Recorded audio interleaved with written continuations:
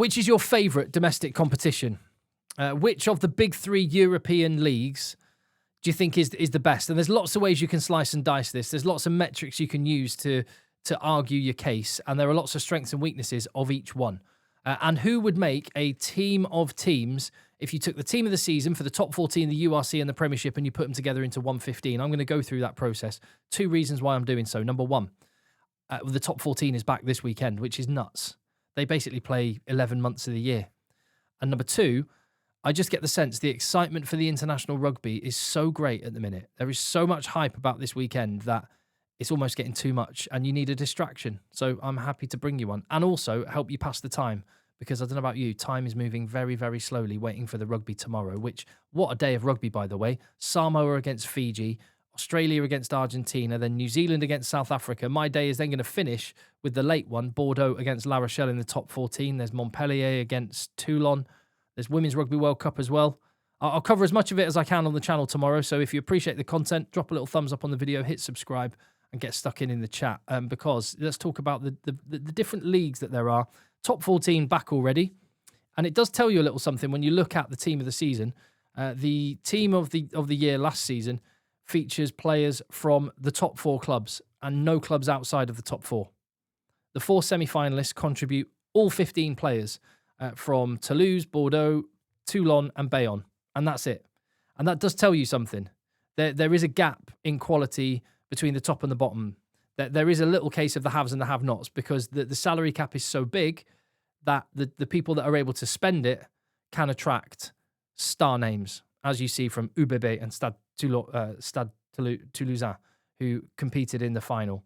It is hugely competitive, though, through the season. And the one thing you can say, and another reason why only the top 4 clubs are represented in the team of the season, is because the big players play lots in the top 14. Some would argue too much, because France aren't able to send a strong national team, or their strongest national team, to the summer tours in July, which is a shame, but it's a consequence of the top 14 being so competitive, the fans caring so much, the money it bringing in being so massive. That is a blessing and a curse all at the same time. There are 9 French internationals in the team of the season, 6 overseas players. That tells you something about the attraction of France to foreign money. Compare that to the URC, brilliant competition, growing every year. There is definitely a split between the top and the bottom of the table in a similar way to the top 14. There are kind of haves and have-nots, and the Welsh regions are in a real bind at the minute and going through a real struggle. No Italian teams represented. That tells a story as well. However, 9 different clubs are represented in this 15, and there are only 2 overseas players, Marnus van der Merwe and RG Snyman. The only overseas players in those sides. And I mean, they're both South African internationals, so that's one of the countries which is in the URC. So it's doing a really good job, the URC, for the national teams, I would say. I think it's also an indicator when you look at this team of the season that there is such a spread of teams, that it also shows you that unlike the top 14, the top players don't play very much or all the time in the URC. That is a necessary compromise, because it carries on when there's international windows going on. The URC carries on through the Six Nations. It carries on through the November tests. A blessing and a curse. It's an opportunity for players. Leinster are able to, use the great academy development they've got to get those players in, and they can just save their big names for the big matches. But it also makes it less of a spectacle overall. The end of the season and the big games are amazing. Some of the games don't capture your interest in the same way, and you see that with the crowds. I don't know how you solve that issue, but it's definitely one to think about. When you move over to the Premiership, there are 6 out of the 10 clubs represented. The salary cap in the Premiership being quite a little bit lower means you can't cover all bases when you're assembling a squad, meaning that players will move around between clubs, and it'll move like water, and it will find its level. And that level is where a lot of clubs are relatively competitive and fairly similar. And on any given week and any given season, there is, one team can be slightly off and they'll drop down. One team can be on it and they'll rise up. And that makes the Premiership a really compelling thing to watch. I think the quality at the top end struggles to compete with the top end of the other two leagues, and that's because of the salary cap. So that is a limitation. There are only 6 current England squad members out of the 15. There are 6 foreign overseas players in the team of the season. So you've got the same number of overseas stars as you have England internationals. So I actually think the Premiership is doing quite a good job for the England team. But is the URC and the top 14 doing a better job? The stats just on the team of the season last year would suggest so, but there's more to it than that. This is just the team of the season. But there they are. There are the 3 teams of the season from last year. Who would you pick in each position? And look, this is just a bit of fun because there's loads of great players in the top 14 that aren't in the team of the season. Same for the URC and the Premiership. And you'll have your favourite that you watch because it's the competition that your team's in. But just for a bit of fun, what would you pick in a team of teams? I'm going to go through that once I've quickly told you about DraftXV, a new fantasy game that I am launching. Me and some friends absolutely love the draft system of fantasy rugby. It's so much better than other forms of the game. The normal fantasy games, and they all start up this time of year, you pick a team with a salary cap, you play against tens of thousands of strangers, everyone picks the same handful of players, and then if you forget to set your lineup one week, you've kind of blown a hole in your score and you start wondering what's the point. Draft rugby, so much different. Whoever you pick in your squad, and you take it in turns to pick, only you can have that player. There is no copy and paste teams in draft rugby. There is also only you playing against your mates. You're not playing against tens of thousands of strangers. You're playing against your closest mates. You can start a league with as few as 4 people and as many as 12. You can play URC, you can play Premiership, and there is the function now to go and join a league. If you, and I've had a few people say this, I don't have enough mates that are into rugby to have a league of my own. Go and find a league. Go and start a league and invite people to join it so you can get involved as well. That is up there at draftxv.com and also on the App Store as well. You can search DraftXV and get your app downloaded.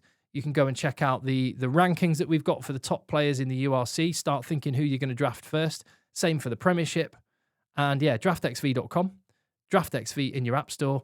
I'll leave a link in the description. I'm having a punt on it with some mates of mine. I would love it if you would support my mission to try and level up your enjoyment of the domestic rugby this season, because there is no doubt that there is much more interest in international rugby than domestic rugby. I'm trying to be the change that I want to see, and I'd love your support. Back to it then. If I were picking a fullback, I would pick Toma Ramos as my fullback. As good as Jamie Osborne was, as good as Santi Carreras was, Toma Ramos, international club level, he is just different gravy, clutch goal kicker, brilliant counter-attacker, and part of the team that won the top 14, rightly so. On the wing, got to give a shout-out for Wee Darcy. He's just electric. Tom Roebuck really moving himself up the pecking order in the England squad. But Damien Penaud does ridiculous things. He's one of the best wingers on the planet. Centre, this is an interesting one. 3 13s, none of whom are internationals within the league that they play. Tom Farrell, cannot believe he's not. He had such a good season for Munster. It's mad. That shows how strong Ireland are at centre, that they don't really need him. Cirelli Makala, the Fijian, just outrageous for Bayonne in their best season in years. And Rob Dupree stepped in at 10 a few times when George Ford wasn't there and was really good at 13 for Sale Sharks. I'm going to have to pick Makala. It was a toss-up between him and Tom Farrell. I've gone for Makala. His attack is outrageous. And he was brilliant alongside Manu Tuolangi for Bayonne. Bernard Janzi van Rensburg, he'll be gutted that he's not going to be eligible for England, the South African centre. And he's behind Andre Esterhazen. So he's not going to get a look in for the box, you wouldn't think. And Andre the Giant was so good. He is the first representative for the URC in this combined team of teams from last year. Blair Murray, Louis Bielbiere, Gabriel Ibatoye, footwork. The footwork of those three, you'd have them all in a sevens team. And oh my word, imagine those three in a sevens team. It would be insane. Louis Bielbiere, at the moment, you'd have to say he's probably tracking him or maybe Dan Sheehan, World Player of the Year. At the moment, long way to go. Sasha Feinberg Ngomazulu was the best 10 in the URC. Matthew Jalabert, George Ford. Really tough call. Jalabert is probably the best. Well, Jalabert and Sacha Feinberg Gomezulu, incredible on attack. George Ford is not bad there at all, but I think he has the all-round game. I'm actually going to say George Ford, although those are all brilliant players. I think George Ford is underrated, massively underrated. And England fans were, when he missed that drop goal, which would have beaten New Zealand in November last year, and there were loads of England fans saying he should never play for England again. Go back and look at the videos in the channel. I said that was ridiculous. And I think most of those England fans have been forced to eat their words because he's been brilliant. Scrum half, it has to be Maxime Luku over Craig Casey. Thomas Williams, fantastic for Gloucester. He's their captain now, and he was a British and Irish Lion. Maxime Luku, another contender potentially for World Player of the Year. Shame he's got injured because he would have been in the mix. Cameron Hanekom, Tom Willis, Facundo Issa, all talismanic for their team, all brilliant ball carriers. Tom Willis has forced his way into the England team. He looks like he's going to have an amazing couple of years. I'd have to go for Cameron Hanekom. I wonder where and if he would have played for South Africa in this Rugby Championship, if he'd been fit and available. And I do wonder whether he'll be wearing number 8 or would he be wearing number 6? Is he actually the successor for Sia Khaleesi? I don't know. We'll wait and see on that, but I've got him in my team of teams. Ben Curry was brilliant for Sale Sharks. Rory Darge for Glasgow, but Jack Willis. I haven't gone for Tom Willis, but I have gone for his brother Jack. And that is a pretty tidy back row shaping up already. Ted Hill, a beast for Bath. Francois Crowe, a machine for Stade Toulousain. Jack Morgan, a hero for Ospreys, Wales, and the British and Irish Lions as well. Pretty happy with that back row. Yeah, not very good at the line-out time, but I'm going to overlook that one for now. Let's go to second row.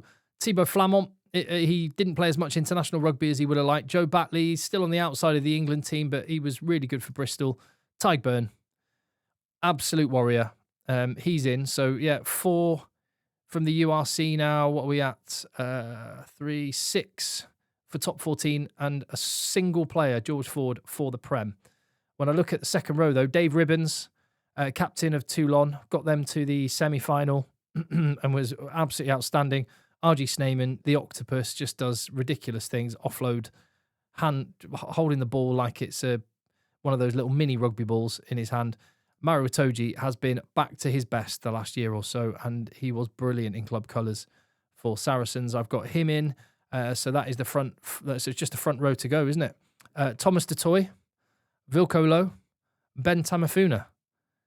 I'd be very happy with any of them wearing number 3 in my team. Thomas Dutoy, he's so good. He hasn't shown what he's capable of and what I see week in, week out of Premiership at international level, but I'm convinced he will. I'm convinced he could be, maybe will prove to be, the best tight head prop in world rugby.